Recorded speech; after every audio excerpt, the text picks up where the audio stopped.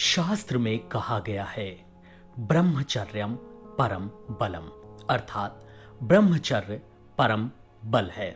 जिसके जीवन में ब्रह्मचर्य का पालन नहीं होता, उसकी आयु, तेज, बल, वीर्य, बुद्धि, लक्ष्मी, कीर्ति, यश, पुण्य और प्रीति ये सब नष्ट हो जाते हैं। उसके यौवन की सुरक्षा नहीं होती।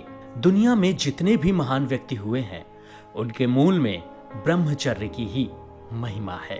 पूरी मुगल सल्तनत जिसके नाम से कांपती थी, ऐसे वीर छत्रपति शिवाजी महाराज की वीरता का कारण भी उनका संयम ही था। छत्रपति शिवाजी महाराज का जीवन। छत्रपति शिवाजी महाराज एक बहादुर, बुद्धिमान, शौर्यवीर और दयालु शासक थे।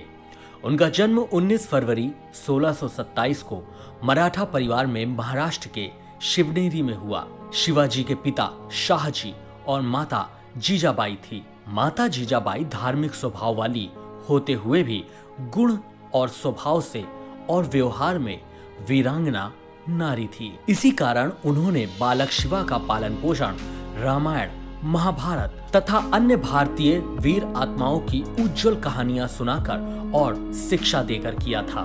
बचपन में शिवाजी अपनी आयु के बालक इकट्ठे करके उनके नेता बनकर युद्ध करने और किले जीतने का खेल खेला करते थे।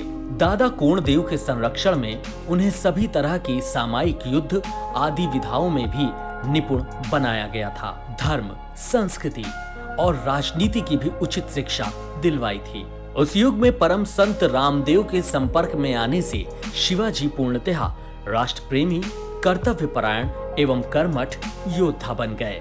छत्रपति शिवाजी महाराज का परिवार एवं उनके गुरु। छत्रपति शिवाजी महाराज का विवाह सन 14 मई 1640 में सईबाई निम्बालकर के साथ हुआ था। उनके पुत्र का नाम संभाजी था। संभाजी शिवाजी के ज्येष्ठ पुत्र और उत्तराधिकारी थे, जिसने 1680 से 1689 ईस्वी तक राज किया था। संभाजी में अपने पिता की कर्मठता और दृढ़ संकल्प का अभाव था। संभाजी की पत्नी का नाम येसुबाई था। उनके पुत्र और उत्तराधिकारी राजा राम थे। शिवाजी के समर्थ गुरु रामदास का नाम भारत के साधु संतों और विद्वान समाज में सुविख्यात है। छत्रपति शिवाजी महाराज का पराक्रम। युवावस्था में आते ही उनका खेल वास्तविक कर्म शत्रु बनकर शत्रुओं पर आक्रमण कर उनके किले जीतने लगे।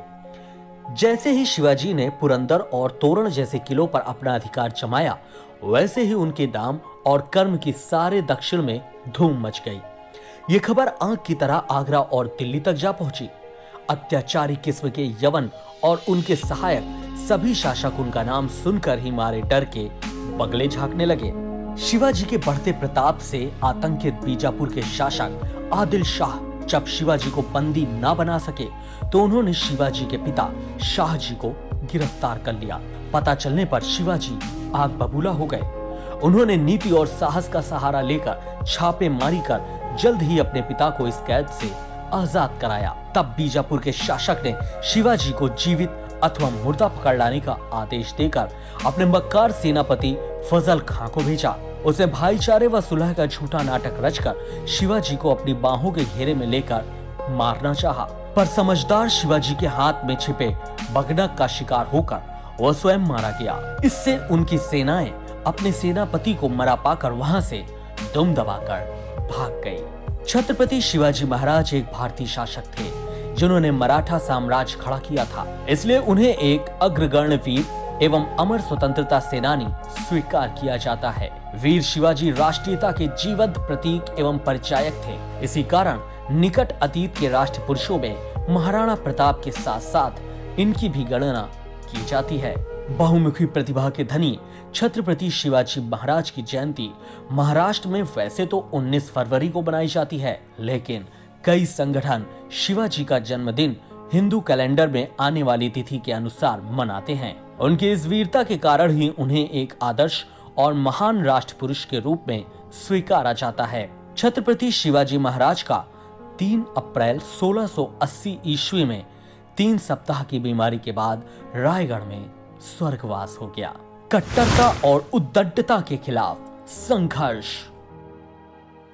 यूं तो शिवाजी पर मुस्लिम विरोधी होने का दोषारोपण किया जाता है, पर यह सत्य इसलिए नहीं क्योंकि उनकी सेना में तो अनेक मुस्लिम नायक और सेनानी थे तथा उनके राज दरबार में अनेक मुस्लिम सरदार और सूबेदार जैसे लोग भी थे। वास्तव में शिवाजी का सारा संघर्ष उस कट्टरता और उद्दंडता के विरुद्ध था जिसे औरंगजेब जैसे शासकों और उनकी छत्र छाया में पलने वाले लोगों ने अपना रखा था। शिवाजी ने ऐसे लोगों से अपने दरबार की जनता को आजाद कराया था।